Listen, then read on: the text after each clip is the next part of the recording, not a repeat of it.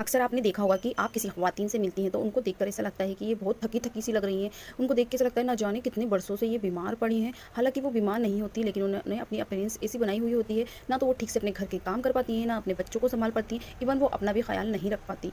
उनसे बात करो तो ना उनका बात करने का कोई स्टाइल होता है, ना कोई उनके अंदर जोश होता है, ना कोई इंटरेस्ट होता है हम लोगों से बात करने का। चलिए छोड़िए ना दूसरों को, हम अपनी बात कर लेते हैं। कई दफ़ा हम भी इसी तरह के शिकार हो जाते हैं कमज़ोरी के, थकावट के, थक जाते हैं, बहुत जल्दी हमसे घर के काम नहीं होते हैं। तो जी क्यों ऐसा होता है? चलिए हम आपसे आगे इस टॉपिक पे बात शेयर करेंगे। तो उससे पहले मैं आपको बता देती हूँ, इतना सारा जो खाना मैंने आपको दिखाया था दस्तरखान पे, ये बाराफ़ात का मेरी अम्मी के से आया था। और अल्हम्दुलिल्लाह एक खुशखबरी भी है कि देखिए इतने टाइम बाद मेरे यहाँ ग्रोसरी भी आ गई है। मतलब कि जब से मैंने ये रेंट पे लिया है ना, मुझे ये चौथा महीना स्टार्ट हो गया है। चौथे महीने में समझ लीजिए कि फर्स्ट टाइम ही मेरे ग्रोसरी आई है। मतलब इतने कोई बुरे हालत घर के चल रहे थे ना, तो ये थोड़ी बहुत ग्रोसरी मेरे आ गई थी। अल्हम्दुलिल्लाह अल्लाह का करम है। तो जी आप सबकी दुआओं से प्लीज़ मेरे लिए दुआ किया कीजिए, मैं भी आपके लिए दुआ किया करूँगी।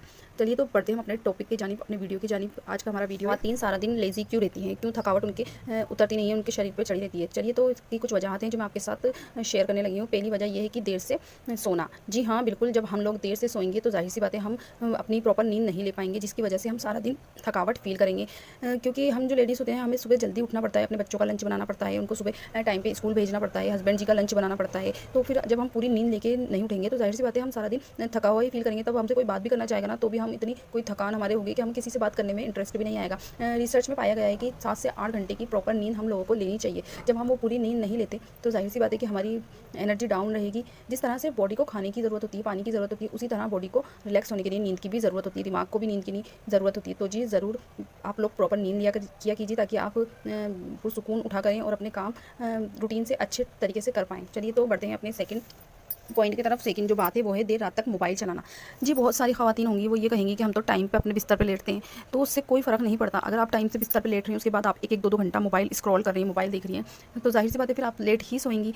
तो जी मैं ये नहीं कह रही कि आप मोबाइल नहीं चलाइए, चलाइए लेकिन एक टाइम टेबल रखिए। ये नहीं कि आप रात को देर रात तक 2-2 3-3 बजे तक मोबाइल स्क्रॉल कर रही हैं, फिर उसके बाद आप 4-5 घंटे की नींद ले रही हैं, फिर उठ रही हैं, फिर आप घर के भी काम कर रही हैं। इससे क्या होगा, आप लोग बीमार भी पड़ेंगे, आपकी सेहत पे असर पड़ेगा। और मोबाइल में भी कुछ ऐसी किरणें होती हैं जो रात में हो या दिन हो आप यूज़ करते हैं, आप पे बुरा असर पड़ाती है। और दूसरी बात कि रात के टाइम हम सारी लाइटें बंद कर लेते हैं, जिसकी वजह से घर में अंधेरा, रूम में अंधेरा हो जाता है। उसके बाद हम मोबाइल की रोशनी जो हमारी आँखों पे पड़ती है ना, तो ये हमारी आइज़ को भी ना इफ़ेक्ट करती है। तो इन चीज़ों का ध्यान रखें। और अगर आँख में दर्द होता है ना तो फिर नींद वैसे भी ठीक से नहीं आती है और हम उठेंगे तो भी थका-थका ही फ़ील करेंगे।